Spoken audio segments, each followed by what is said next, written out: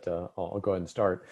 So welcome everyone. My name is Mark Pogue, class of 93, wearing my reunionist jacket. I don't usually dress this way, but thought it was appropriate for this evening. I'm also president of the Princeton Alumni Association of Houston, which is one of the largest and most active alumni associations in the US and probably the world. And just a note, we have, super excited about this talk. We also have an upcoming talk by another Princeton professor, Alan Blinder, on October 28th, where he'll be speaking about fiscal and monetary policy during a pandemic. And if you'd like to attend that, there's more information at paahouston.org. I'd also like to welcome attendees from every alumni association in the great state of Texas. I think this is the first time we've ever done an event with every single association represented, including, of course, Houston, Dallas, Austin, San Antonio, El Paso, South Texas, West Texas, and the lower Rio Grande Valley. So historic event this evening, Sam. This confirms those of us from smaller states who think that all these places are close to each other. That's right. I looked at recently that Houston and El Paso are, of course, on the opposite ends of the state of Texas, and Houston is actually closer to Atlanta than it is to El Paso. But, oh yeah, once I was driving cross country and I got to El Paso, I said, oh, I'm in Texas now. And then there was just much more Texas after that. always a lot of Texas. Yes. And then we also have, yeah, there you go. We also have friends from the Princeton Alumni Association of New York City, PANIC, I love that acronym, and the New Jersey Alumni Corps joining us as well. So welcome to all of you. As a housekeeping item, Professor Wang is going to take questions at the end, but what you should do is, as you think of a question, enter it into the chat, and then at the end of his talk, he'll go through the chat and answer as many questions as he has time to. So it is my pleasure to introduce Professor Samuel Wang, Professor of Neuroscience at Princeton. Sam has been a member of the Princeton faculty since 2000. He holds a BS in physics from Caltech and a PhD in neuroscience from Stanford School of Medicine. A central feature of his laboratory research is the use and development of statistical tools for dealing with large, complex data sets, especially in regards to individual variation. He also has a long-standing interest in elections. He pioneered statistical methods for analyzing US presidential elections in 2004 when he developed tools for the aggregation of state polls. These tools led to the establishment of the Princeton Election Consortium. And in 2012, he launched his interest in voting rights and led to the creation of the Princeton Gerrymandering Project, which has a large online presence. He is the author of 2 popular books about the brain, Welcome to Your Brain, Why You Lose Your Car Keys But Never Forget How to Drive, and Other Puzzles of Everyday Life, and Welcome to Your Child's Brain, How the Mind Grows from Conception to College. And both books are available in over 20 languages. So please, I'd say join me, but please welcome Professor Sam Wang. Well, thanks, Mark, for having me. And thanks to the alumni associations of Houston, of Dallas, all over Texas, and even New York. I was just giving a virtual talk in Dallas a few weeks ago. And I will say that many years ago, when I knew less geography, I would possibly be under the misapprehension that Dallas and Houston were close to each other. But tonight it is sort of virtually true. So thanks for having me. So what I'd love to do is talk about the election, both a snapshot of where things are right now, and I'd also like to talk about ways in which our democracy, which is kind of rickety, is getting strong, has a chance of getting stronger. And with 3 weeks, less than 3 weeks to the election, I want to specifically get into ways that you as citizens can make a difference. And I want to preface all this by saying that, in fact, as it turns out, for several reasons this year, people in Texas are unusually powerful in their ability to affect the national political landscape, not just for the next 4 years for the presidency, not just for the next 6 years for the Senate race, but actually for the next 10 years because of redistricting. And in particular, I should say it's especially a pleasure to talk to alumni from Dallas and Houston, because as it turns out, you in the Dallas-Fort Worth area and in the Houston area are among the most powerful citizens in the country in terms of this particular election bringing about a better democracy and a fairer playing field. So now let me just show you what I have here. I hope that I can get this to work properly. It is always an adventure PowerPointing in Zoom. So I just first want to orient you to where I am. Greetings from Princeton. This is the view from Poe Field. And Poe Field, of course, as you all know, is where the P-rate ends. And I am in particular right here. You can see me circling, that's me. I'm circling my office right now. So even though it's dark here, that is exactly where I am right now. And I send you greetings from Princeton. When you come back for the P-rate, you all drop in and say hello. The right half of this building is the neuroscience building. The left half of this is the psychology building. And we're all part of a great science neighborhood. So it'd be delightful to see you on campus on the other side of the plague. Okay, so now as I was saying, you are powerful this year, and this is just I'm just going to give away the ending because I want to make sure to get to it. These are just maps of the Dallas-Fort Worth area on the right and the Houston area on the left. And these are colored not by red or blue, the Republican and Democratic traditional colors, but according to the amount of power that citizens have on a nationwide basis to bring about fair districting. And I just want to point out that the whole western half of Harris County, where you all are in Houston, has several districts that are in fact very important for fair districting. And the Dallas-Fort Worth area, including Collin County and Denton County, have again, many opportunities. And this has to do with the fact that Texas politics is right on a knife edge this year. I think maybe you weren't necessarily expecting it to happen so soon, but in many ways, Texas is becoming a purple state. And there's a possibility that Democrats or Republicans can be in charge of redistricting next year. I'm going to come back to that towards the end. So I'm representing myself, but also a research group that I have at Princeton. We have a group called the Princeton Gerrymandering Project. Our job is to knock out bugs in democracy. And so that's what this bug here is in the middle of the screen. And we've grown. We actually have a new project called the Electoral Innovation Lab. And the Electoral Innovation Lab is a project to generally use math, law, and analytics to try to make democracy a little bit stronger. So I want to orient you a little bit before I get into this year and just talk about the broad scope of American politics. And I just want to point out that we live in a fairly peculiar political time where this is now a graph with data. You know, I'm a scientist, so of course I'm going to be showing you graphs with data. Sorry about that. But we live in a time with really close elections.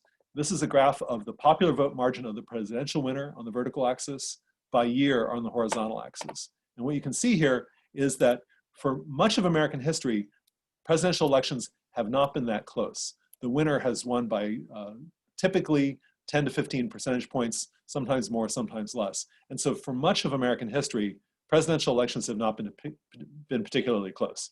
Now, citizens at that time didn't necessarily know that because they didn't have data analytics. But there are two times when it was a different story. One time is here in the 1880s to 1890s, when there's a period called the Gilded Age. And this is a period with racial divisions, technological disruption, increasing inequality, and deep partisanship.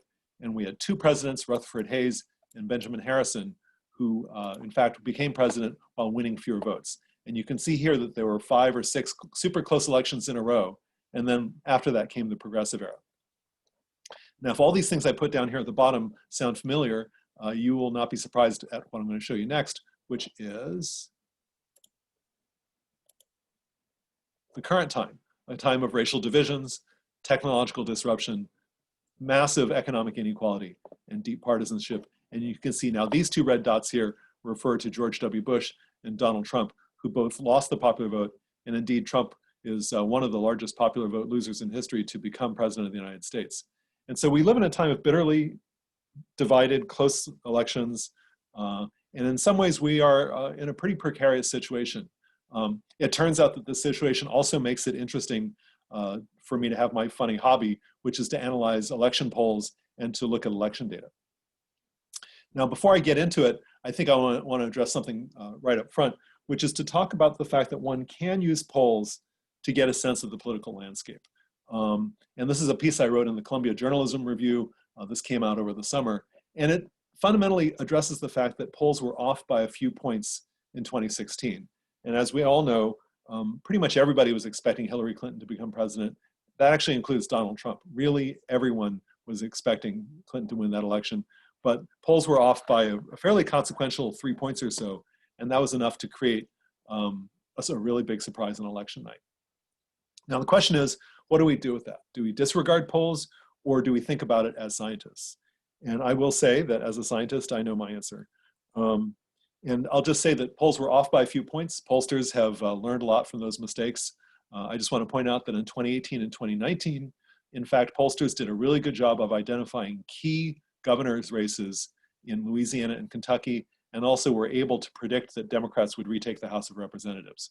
So I would say that since 2016, since that trauma, pollsters have actually, put their noses to the grindstone and really started to do the job that they've done all along and learned from mistakes and done an even better job. And I think that we can, for those reasons, use polls to at least get some sense of where this year's presidential race is.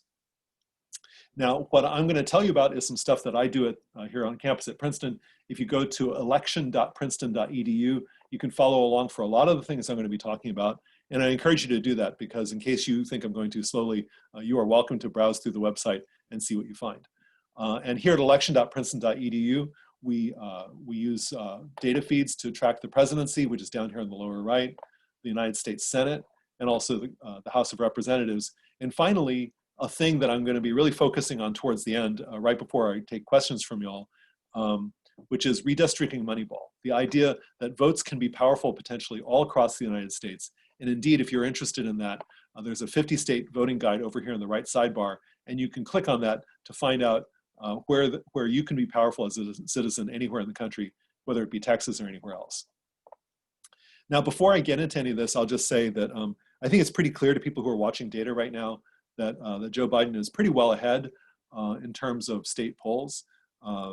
If you think about those state polls as being your guide to who's going to win as opposed to the popular vote, Biden is about 6 percentage points above a perfect electoral toss-up. So measured in terms of the Electoral College, Biden seems to be 6 points above threshold for getting enough electoral votes to win. But I should also say that this is a funny year. I would not regard this year as a year for us to just look at polling data and to think about that as a spectator sports event. It's my view that democracy is actually in some ways on thin ice. And our democracy is looking kind of rickety with things like calling the integrity of the election into question, with foreign interference in American elections, with the deep partisan divide between Democrats and Republicans. There's a lot going on in our country that I think is in many ways quite troubling. So I really encourage you to think a little bit more broadly. And in particular, because of this weird pandemic we're in, one very strange phenomenon this year is that many of the votes will not be counted on election night. There are votes being cast now. Early voting has started. For instance, in Harris County in Houston, there are long lines for voting. There's one drop box in Harris County, so I hope you can find it. But also some votes will not be counted until election night. And that's because of the funny laws that govern vote counting all across the United States. And I just want to show you this feature on my website called Mailing It In. And if you go to the website, you can just type in Mailing It In and get this. And what I want to show you is an electoral map. Now, this is just to give you a preview of election night. And I will say that on election night, what you should be watching is North Carolina and Florida, because on election night, those are states that will be counting on election night and returning the results. And in this map here, this color here, this kind of like grayish color, is a color of states that are pretty close and are going to be reporting on election night. Over here, we have the other colors I have here are the standard blue and red, where these are states that are likely to be called on election night and count their votes pretty quickly. These are electoral votes for Donald Trump, which again will be counted on election night. But you can see lots and lots of this gold color. And this gold color indicates states where the law specifies that votes will not be counted until either election night or maybe the day before. And you can see here that there are a lot of electoral votes in the middle where, let me just clear this. Sorry, I just apologize. I'm trying to be kind of technological here. You can see here that in fact, neither Donald Trump nor Joe Biden is going to have a guaranteed number of electoral votes on election night. And in fact, there may be some difficulty because of all these electoral votes that in fact are going to be counted starting the night before the election or on election day because they're cast by mail. And if we then fill in states where we're pretty sure about the outcome, we have this, where now we have more electoral votes assigned to Biden and to Trump. But you can see here that we don't really know what's going to happen in North Carolina and Florida. If you watch those, you can imagine that those might in fact be decisive. If Biden wins those states, then we can maybe have a relatively short election night. On the other hand, if Trump pulls it out and wins those states, then what we have is a situation where all the lawsuits that we've been hearing about in these different states, all the disputes about voting, those will come tumbling out into the open. And then all those legal battles over voting, which has become an abnormal but standard feature of US politics, that abnormal situation of vote counting becoming a subject of lawsuits, will spill out into the open. And what's left here is these 4 states that count their votes shortly before election day, and in fact are swing states, and they include Wisconsin, Michigan, and Pennsylvania. And if you are a fan of American politics, you will recognize those as 3 highly consequential states. So I would say on election night, you should watch North Carolina and Florida, see what happens there. Could be an early night, or we could start seeing weeks and weeks of disputes happening in these states, where in fact, in several of these states, the partisan battles have been quite nasty. Wisconsin, Michigan, and Pennsylvania have been sites of some fairly bitter battles in the last 5 years or so. So I want to introduce the concept of voter power. I spend most of my time when observing the national political scene looking not at the presidential race, but actually looking at Senate races. And I just want to introduce the concept that different voters have different amounts of power. Just to go back a slide, an example of that is that voters in North Carolina and Florida are quite powerful because those are close states. Voters in Tennessee, by the same logic, don't have very much power because there's no suspense about who's going to win Tennessee. Likewise, there's no suspense about who's going to win, say, Massachusetts. And so in some states, voters live in states where their outcome is relatively guaranteed, and other states less guaranteed. And that's why we end up spending a lot of time paying attention to Florida voters or Pennsylvania or Ohio voters. The same is true for the Senate. And again, voters are powerful, including in Senate races, where if there's a close race, it matters, individual votes matter more. And also in small states, individual votes matter more. And this is a mathematical calculation we've done at Princeton, in which I've set up a script to scrape polls, set up a model, and figure out how many votes it takes to move the probability of that Senate seat flipping by a certain amount. And the fewer votes it takes, the more powerful those voters are. And so currently the most powerful voters in the country are in Alaska. And that's because Alaska, which we normally think of as a red state, as a Republican state, in fact has a Senate race that is very close to a tie. And so in fact, the Alaska Senate race is basically a toss-up. And voters there are the most powerful ones in the country when it comes to determining the composition of the United States Senate come January. Likewise, Montana, Maine, and Iowa, those are all places, again, with fairly powerful voters. I am sorry to report to you that Texas is not a particularly powerful state, and that's because John Cornyn is well ahead of MJ Heger.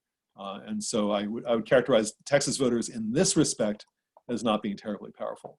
So one take-home lesson of this would be, if you are thinking about where to deploy resources, whether you're sending postcards or making phone calls or donating money or whatever it is you're doing, ways in which you can make yourself more powerful as a citizen would be to do something in these top 5 states, maybe these top 6 states, where these 6 states are states where really citizens are highly influential, and so helping people vote there will make a difference. Now I want to spend the remaining minutes talking about the concept of gerrymandering. And gerrymandering is a thing we hear about, and I will say that it's one of the biggest bugs in the American political system. And it's really, in some ways, a uniquely American achievement.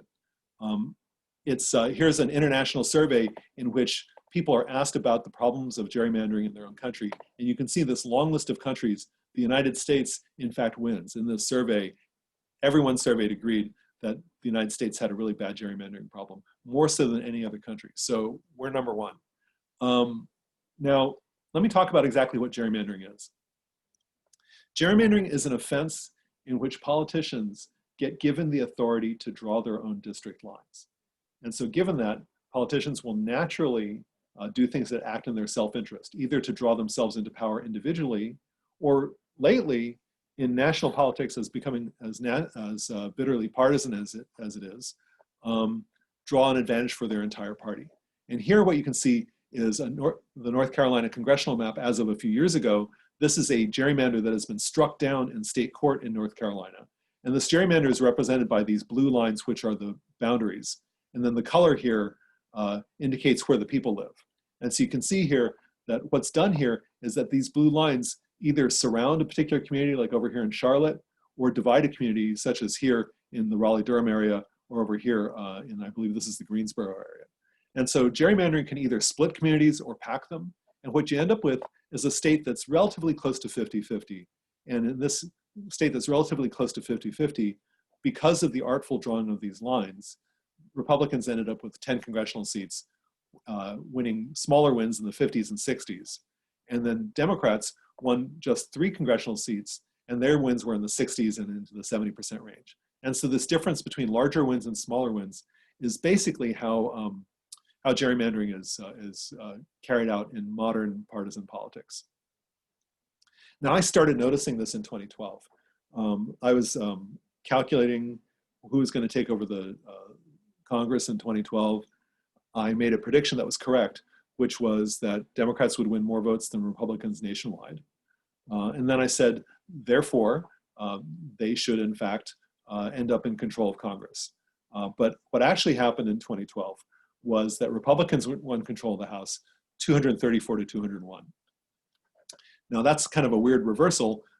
Just like the Electoral College, usually the party that gets more votes ends up in control of Congress, but not always. And you can see here on the right a cartoon that indicates the first gerrymander. This is a funny combination of counties that was drawn in 1812 and signed by the governor of Massachusetts, a man named Elbridge Gerry, who was a founder. I believe he was a signer of the Declaration of Independence.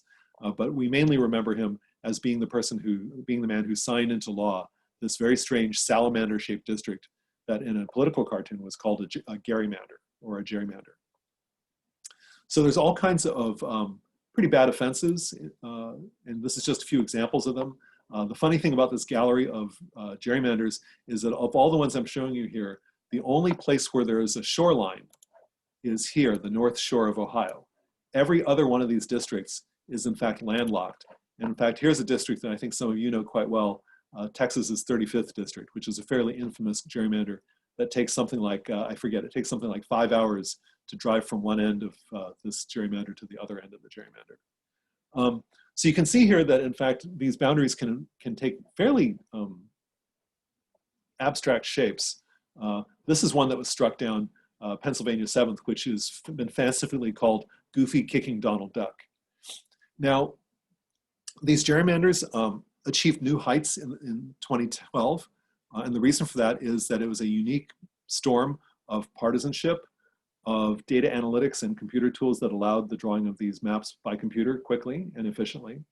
And also the fact that, an unusually high number of states came under single party control.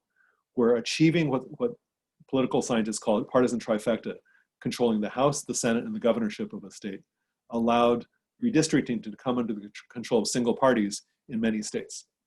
So that was a pretty bad offense, and it was enough to catch my attention in that New York Times piece I showed you.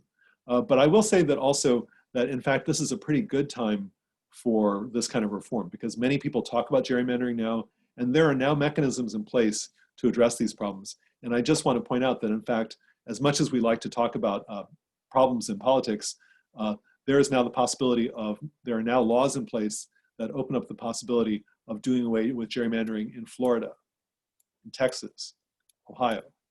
There's a court in Pennsylvania that's friendly to claims, North Carolina, and in Michigan. And so there's a commission in Michigan, and there's a court in North Carolina. And so what that means is that there's actually been a lot of progress on partisan gerrymandering in the next 10 years. And I would say, as rickety as our democracy is looking, this is a domain where I would characterize there as being a lot of hope. Now, this is just a quantification that we did. I don't want to spend too much time on it, but this is just a count of the number of gerrymanders that have been in place per decade drawn by partisans. And it used to be that there was just one per decade. For instance, this one in the 1980s was a fairly legendary one drawn by the Democratic Party boss, Phil Burton, to create an advantage in California. But you can see here that the number of partisan gerrymanders has just exploded in the last 2 decades. And now it's actually a pretty bad problem. And so this is why it's deservedly gotten a lot of attention from people who would like to make government work a little bit better. And this is just, again, to show you the kind of thing that can happen. It's not always about drawing ugly lines. These 2 maps here, I would say, look similarly ugly or not ugly. To my eye, neither map has any particularly nasty shapes. But you can see here that on the left is a map that was proposed as a remedy in a lawsuit in Pennsylvania Supreme Court. And you can see here that, in fact, it does things like it splits Reading, it splits Wilkes-Barre and Scranton, it splits, sorry, this is Reading over here, this is Harrisburg over here. It does things over here in Philadelphia. And a 50-50 vote in Pennsylvania in this left map would lead to a congressional delegation that's 13-5.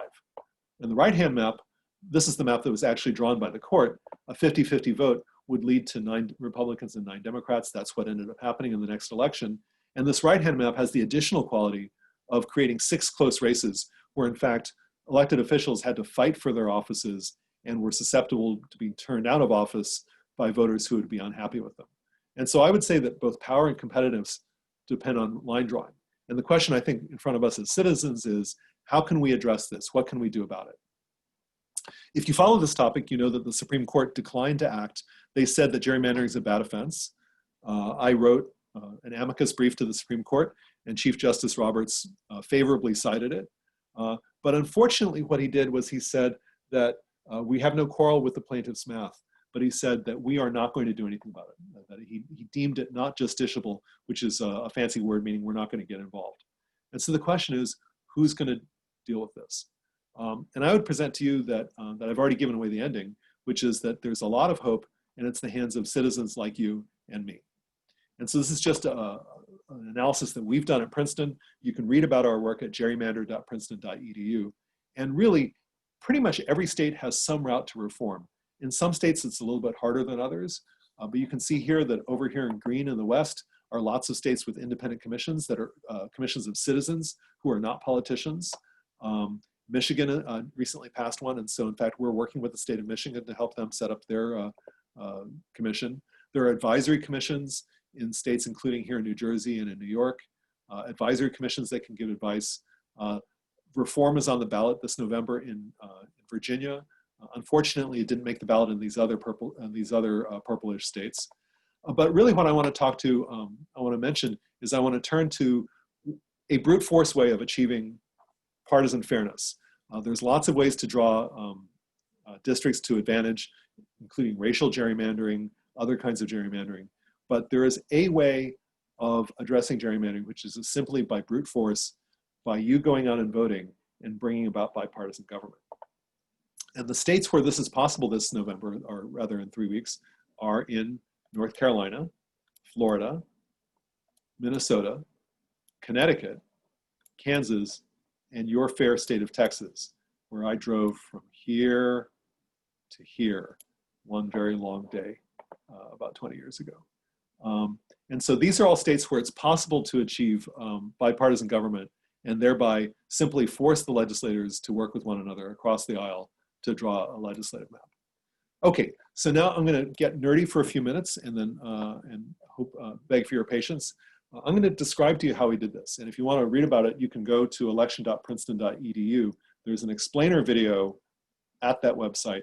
And if you go there, you can go click on Redistricting Moneyball over on the right side of the website and go down, and there's an explainer video that explains what we did. So we basically wanted to figure out, where do elections matter for the purposes of redistricting? And what we said is this: redistricting happens every 10 years. Every state has its own laws for how to draw districts. Elections can matter in this process if it's possible to get bipartisan control of the redistricting process, but it's not guaranteed. So category 1, we don't care about, at least for purposes of this analysis. Category 1 is there's an independent redistricting commission. Arizona, California, Michigan. Category 2, there's single party rule and there is no possibility realistically of achieving anything otherwise. And that's places like Arkansas and Illinois. Category 3 is the interesting category, and we applied a combination of math, political handicapping, and our knowledge of the law of redistricting to figure this out. We figured out places where split government is possible. So for instance, in Texas, the legislature is Republican and the governor, Abbott, is Republican, but there's a possibility of the Texas House going Democratic. In Minnesota, it's the opposite. In Minnesota, there's a possibility that Democrats will end up in single party control over the process. But if Republicans can hold on to the state Senate, then they can force bipartisan drawing of the map. Then there's other places. In North Carolina, there's an exception because the governor has no say in redistricting. In Kansas, the exception is that laws require a supermajority to pass, and therefore, even though Kansas is a fairly Republican state, it is possible to flip just one legislative seat and thereby bring about bipartisan government. And so I misspoke. Texas is not the only state where voters are powerful. Kansas is the other state in the union where voters have an unusually high amount of power to bring about more balanced districting. So we took political handicapping in all the states, and we figured out what the probability was of achieving bipartisan control. And that's illustrated over here, where there's a chance of Florida going bipartisan, Texas, North Carolina, Minnesota, Kansas, and Connecticut. And we basically figured out the likelihood of bipartisan control. And this is part of our calculation. And the way we did that was we said, okay, let's take a state legislative district, and let's say it's split a certain way. Let's say it's a heavily Democratic district where Democrats are favored. If we say, let's just imagine that we just add a few votes to the Republican side, what happens to the probability of somebody winning that district? And if that probability changes here, in this case, 86% to 84%, voter power in this case is 0.02, because those voters have moved the probability of a win by 0.02. So we did this for all the thousands of legislative districts across the United States. We put that information together to figure out which legislatures could possibly flip. And we figured out the power of votes. And voters are more powerful if there's a possibility of their state going bipartisan, that's P. Voters are more powerful if their state has more seats that could be gerrymandered, and that's S. And of course, Texas has lots and lots of congressional seats. And voters are more powerful if there are fewer of them, because the fewer voters there are, the more likely it is that a few votes can swing things. And so we have the simple formula, P times S divided by V. And that's a formula that we use to calculate voter power. And we figured this out. This is now the Redistricting Moneyball feature. And I feel tempted to go to the feature. I'm just going to show you this slide, and you're welcome to go look it up online. I might come back to it. Actually, you know what? Why don't I do that right now? I'm just going to do it right now. Let's go here. If we go to, here's the Moneyball feature on our website. If you look here, right here where you are right now in Houston, you can see here that there are districts in the Houston area that are in fact high power. These are close districts. For instance, right here in the heart of Houston, there's the 134th district, which tilts Republican, but could go Democratic. And so that's a place where voters are powerful. Over here, just over the county line in Sugar Land, there's a place that is, again, tilts Republican. And J.C. Jetton, if she gets ousted by Sarah DeMerchant, increases the likelihood of bipartisan rule. And you can see here more counties here, more districts here in Harris County. And you can see there are a number of them. Now, if we just zoom back out again, and we go up to north to, there's Austin, San Antonio over here. But if we go here, there's a cluster of them. And this is a fairly amazing cluster of districts. You can see here that in Dallas County, in Tarrant County, where Fort Worth is, there's a lot of swing districts. And up north in Collin County and Denton County, these are places where voters are in fact quite powerful. And if you live in any of these counties, then you actually have a lot of influence over the possibility of getting bipartisan government in the state of Texas. And you can see here, just to give you perspective on the subject, it is not the case in Western Texas. And if you look at the entire national map, there's just these little clusters of power in Kansas, in Texas, in Florida, and finally in North Carolina. Okay, so you can see these places where in fact voters have quite a lot of power. Now, let's see, let's go back to here. So I want to really encourage you to get involved anywhere you are in the United States.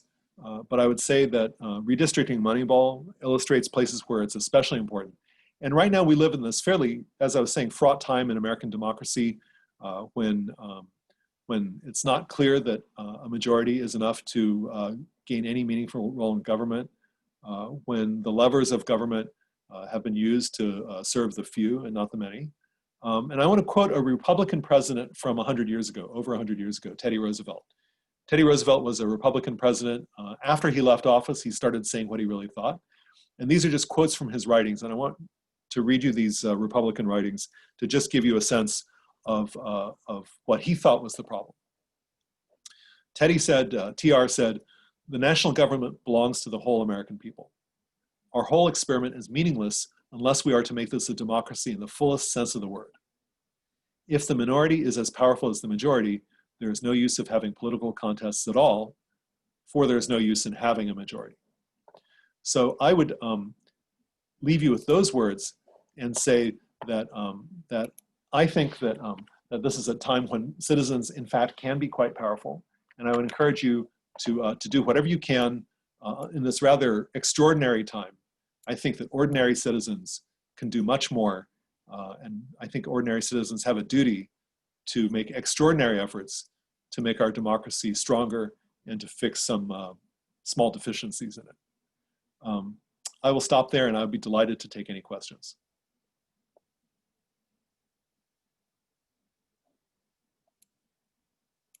So Mark, if you are anywhere nearby, you can unmute, and let's see your resplendent. Oh, you lost the jacket. I lost the jacket. I've still got my reunion shirt on. Oh, good. My Tiger shirt, but right, good, yeah, good. It's a little warm with the jacket. So we do have some questions. Let's see, one from Fred Bernstein. He says, "The New York Times seems to think Texas votes will be counted by November 4th at the latest. That's unbelievably unlikely, right?" Question mark. I don't know what the timing is of vote counting in Texas. Let me see if I can find my notepad here. I was just told, if I remember correctly, I was just in a meeting earlier today, and if I remember correctly, Texas doesn't necessarily get done counting right away, but gets done counting fairly soon. Doesn't Texas get done counting in a couple of days after the election? Let me rephrase that. Texas is a state that allows mail-in votes to be counted in advance. But I would say that it is possible for the Texas results to be settled within a day or two of the election. And that's different from situations where it may take, a week or longer. So I think that we're going to have a result in Texas fairly soon. That's my take on it. Okay. There's a Q&A from John Delaney. Do we want that one? Sure. John Delaney wants to know, what do I think of Governor Abbott's proclamation limiting ballot drop-off sites to 1 per county in Texas? Oh, I think that the logic of that is just unbelievable. If I understand correctly, the smallest population county in Texas has 134 people. And the highest population county in Texas is, I believe, if I remember correctly, something like 7 million people. So for there to be 1 drop-off site per county, I think is just malfeasance in terms of taking care of the voting rights of citizens. Now, my understanding is that the court opinion that allowed this to stand said that it was equal treatment under the law in the sense that every county got 1 drop-off box. But I think that is plainly a problem. And I would say that's an example of something where it would be helpful to have national standards on voting fairness, where one can imagine legislation passed in Congress to level the playing field, to give everyone in the United States reasonably equal access to voting. To my thinking, it would be better for voting rules to be more flexible under conditions of national pandemic. But I would say Governor Abbott feels differently. Okay, going back to the chat, Philip Cannon asked if you could restate slowly the website address again so people can go to your website. Sure. election.princeton.edu. Easy to remember. Easy to remember. All right. And another question from Fred Bernstein. So how will any state, given the unprecedented number of mail-in ballots, how will they be counted by election night or around election night? Well, it depends on the state. The whole point of me showing that map was to show that the law is different in every state. And if you go to my website, to election.princeton.edu, I have an essay in which we go into the laws of all the 50 states. It's only the states that are shaded gold in the map that I was showing that in fact have counting that starts on election day. So I'll give you an example. As Florida has already started counting its votes. And I believe Florida counts its votes starting 22 days before Election Day. And so Florida is a state that, despite all the things that we remember from 2000 and Bush v. Gore, Florida is a state where it's possible to probably know the election result on election night. We're going to know before midnight who won Florida, probably. No hanging chads this year. For 20 years, we've had a descending spiral of litigation and disputes over elections. And I will say that if we're going to have that kind of dispute, it's going to be in many places, but probably not Florida. Good. Another question from John Delaney. Are the heavy levels of early voting this cycle different than prior cycles? And do you think that bodes well for one side or the other? Oh, early voting is through the roof. Oh man, like I think that something like 8 or 9 million people have voted. It's going to break all records. Something like half of votes nationally are going to be cast by mail or by early voting or by drop-off box. So yes, voting, absentee voting, mail-in voting is just through the roof. Now this has implications. There's a certain rate at which absentee ballots get disqualified. In states that have a lot of mail-in voting, the rate of rejected ballots is typically in the 1% to 4% range. And so that's pretty consequential, because having 1% to 4% of votes go away on account of things like you didn't put it inside the envelope that goes inside the envelope. Things like that can in fact create a problem. So yeah, there are some issues with that. One interesting thing that about mail-in voting this year is that mail-in votes and other absentee votes break heavily for Biden, about 2 to 1. And in-person voting breaks heavily for Trump, about 3 to 2. And one consequence of that is that about 3/4 of all the votes for Joe Biden will be cast before Election Day. And so, on the one hand, this means that we're going to, in states that have counts available early on, it'll probably show an artificial lead for Biden that will then settle down after all the votes get counted.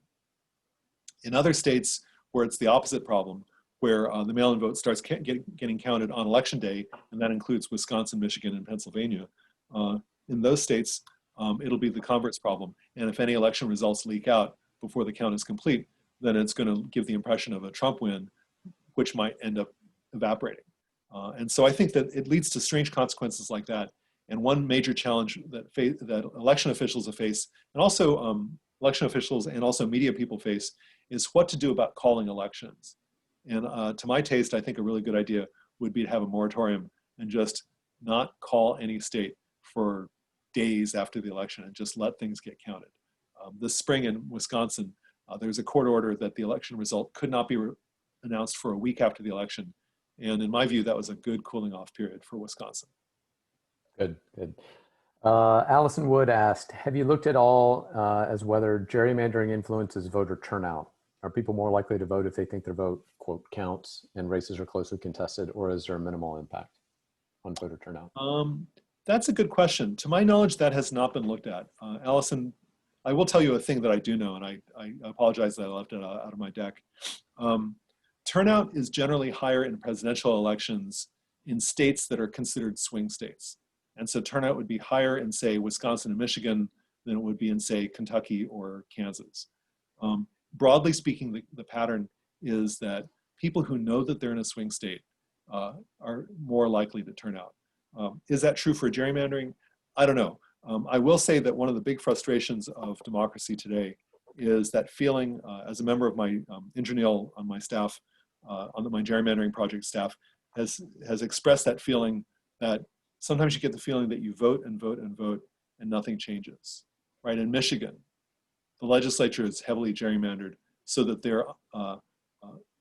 it's little d undemocratic, like not representative of the people. Little r unrepublican, in the sense that the electeds are not responsive to the voters.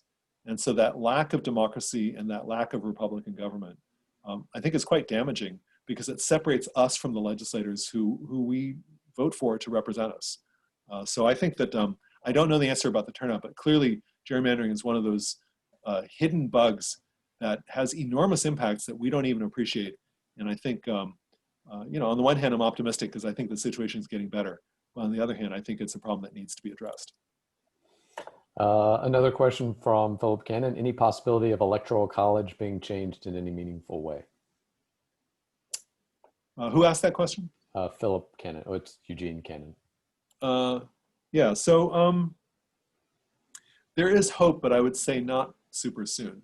The direct way to change the Electoral College would be to amend the Constitution, which requires 3/4 of the states. And I can think of a lot of states that don't really want to do that. There's a less direct way, which is to use agreements between states to basically short circuit the process. And I'll give you an example, and I beg you to not laugh at me.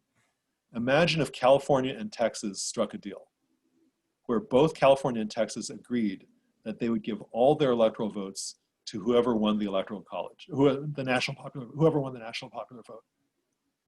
So if Joe Biden gets more votes, then Texas gives its electoral votes no matter what to Joe Biden. If Donald Trump gets more votes, then California gives all 55 of its electoral votes to Trump no matter what. So such a deal would actually get rid of most electoral vote, popular vote inversions in the United States. I think all but one of them would have been repaired by that.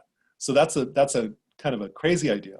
A less crazy idea would be a deal where 270 electoral votes worth of states get together and say, we're all going to go in together and we're all going to sign a deal saying that if we all go in together, then we're going to give all our electoral votes, enough to win the election, to whoever wins the popular vote.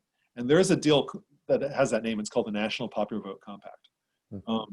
Philip, I think my take on this is that such a plan, these kinds of plans almost made it through the Senate as a constitutional amendment 40 years ago. We clearly live in a highly polarized time. And so I would say it's, it's a pretty tough lift to achieve these things now. Not impossible, but pretty tough. And I think that we basically need to wait for demographic change to defuse the current situation a bit. And I think that I can imagine in 10 years or so, if we commit to it, I think as a nation, we could imagine fixing this particular problem in our democracy.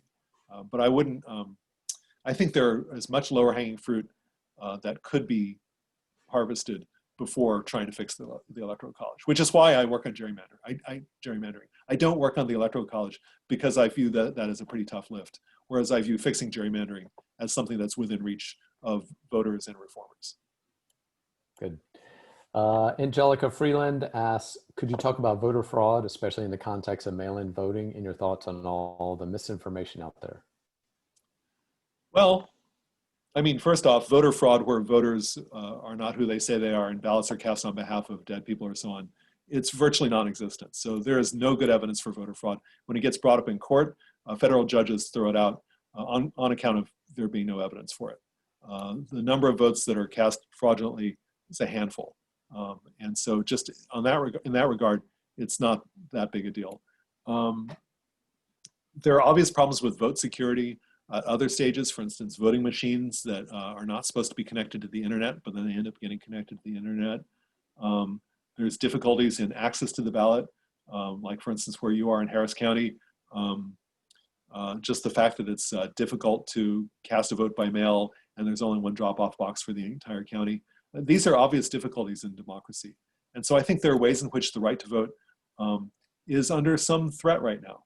And I think that it is an unresolved problem in our democracy to figure out how to address that so that voting is secure and safe and fair and accurate. And that is tough.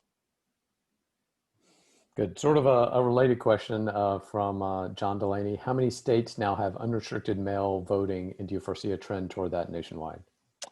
Well, certainly more than before. So for instance, here in New Jersey, every registered voter had the opportunity to vote absentee, and I voted a few days ago. So there are states like that. I believe Washington State has vote by mail. I think Oregon has vote by mail. There are a number of states that have vote by mail. That is something that could be, I believe that could be addressed nationwide. An example of that would be a bill that's currently passed the House but has died in the Senate called HR 1. That is, that brings about voting reforms nationwide that are within the power of Congress to regulate. And so one can imagine that. Just an interesting side note, if we had a national popular vote for president, if we did away with the Electoral College, the economics of the whole thing would be reversed so that every state would be motivated to have high turnout. right now there's not that motivation because a state gets a certain amount of number of electoral votes and it doesn't change, even if a few people turn out to vote. So currently the incentives are not in place to increase voting. And I would say that if we had a national popular vote, that would create a virtuous cycle in which states had it in their interest to help every citizen vote. A question from James Dougherty. What could a victory by an independent candidate for a governor mean for redistricting, say in a state like Texas or what could another a state? victory by an independent candidate for governor mean for redistricting in Texas? Right. You would look in the air because pigs would be flying. So that's what it means. So the current system in the United States has a plurality system for determining the winner, meaning the candidate who gets the most votes, even if that candidate, say, gets only 40% of the votes, ends up winning. So there's really no realistic path for an independent candidate for governor becoming governor in Texas.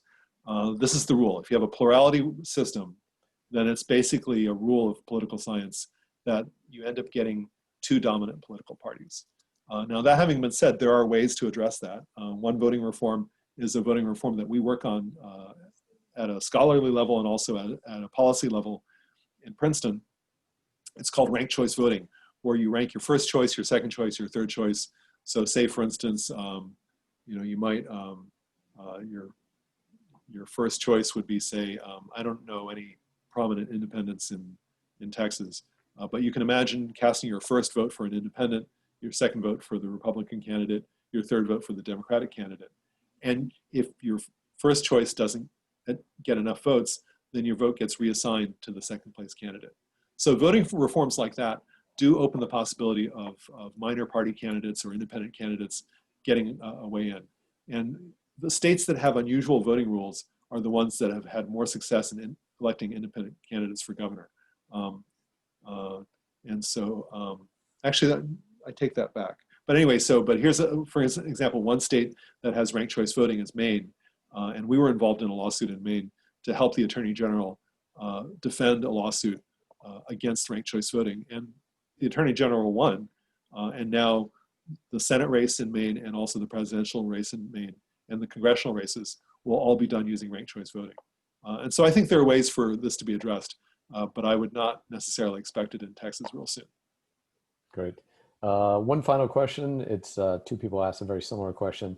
Why do so many states have winner-take-all systems for assigning their electoral votes? Wouldn't it be in each state's own interest to maximize their competitiveness and move away from winner-take-all system?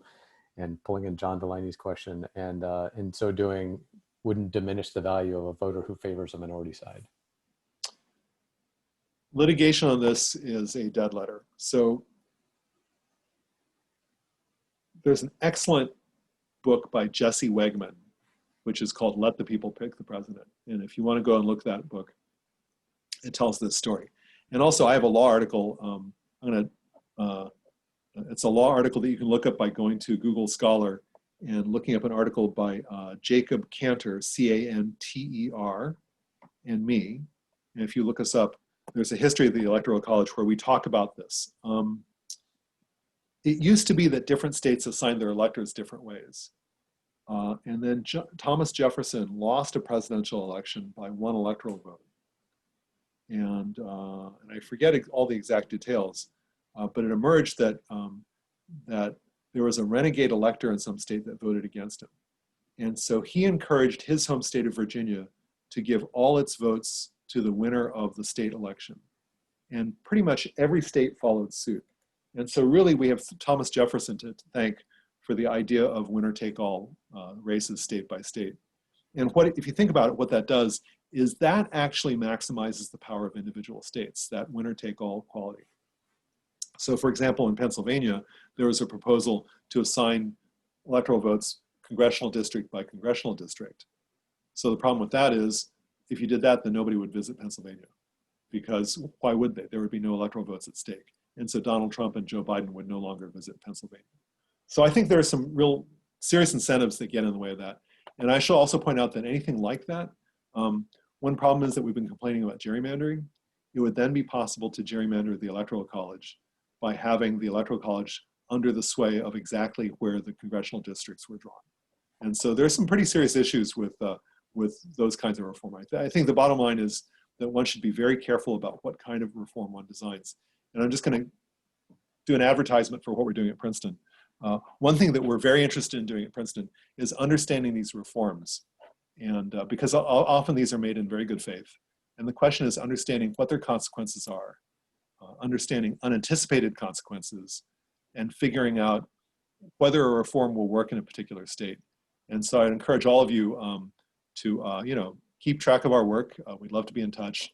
We certainly rely on alumni in many ways, and we'd love to be supported in any way. And we think the questions like these are very important, and a way that we can contribute is to game out the consequences and think about whether such a reform is a good or bad idea. Well, great. Well, with that, we are a few minutes over. So Professor Wang, thank you very much for your enlightening talk this evening. I enjoyed it personally. We got a lot of attendees and a lot of good questions. So I think all the other attendees did as well. Thanks for having me, and don't forget to vote. Thanks so much.